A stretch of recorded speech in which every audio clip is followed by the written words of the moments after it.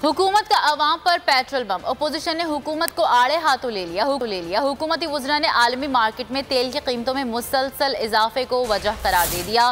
शहबाज गिल ने कहा कि ओगरा की सिफारिशात के बरअक्स अवाम को हद दर्जा रिलीफ दिया गया। हिना परवेज भट्ट का कौन ट्वीट में लिखा, शर्म से डूब मरो, किसको बेवकूफ़ बना रहे हो। शेर रहमान ने फैसला वापस लेने का मुतालबा कर दिया। मसनूआत की कीमतों में इजाफा, अपोजिशन की तनकीद, वज़रा की दलीलें। फवाद चौधरी का कहना है कि आलमी मार्केट में तेल की कीमतों में मुसलसल इजाफा हुआ।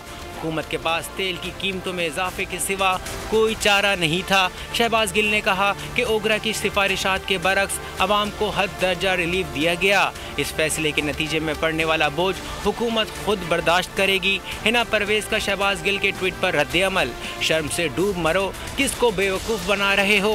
1 महीने से भी कम अरसे में 3 बार पेट्रोलियम मसनूआत में इजाफा को रिलीफ का नाम देकर तुम सिर्फ अपनी हामियों को बेवकूफ़ बना सकते हो। एहसन इकबाल में ट्वीट में लिखा कि पहले ही कहा था कि बजट के पास होने के बाद पेट्रोल की कीमतों में होशरुबा इजाफा किया जाएगा।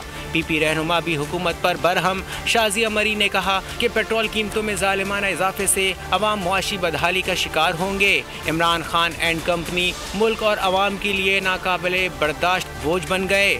शेर रहमान ने हुकूमत से तेल की कीमतों में इजाफे का फैसला वापस लेने का मुतालबा कर दिया।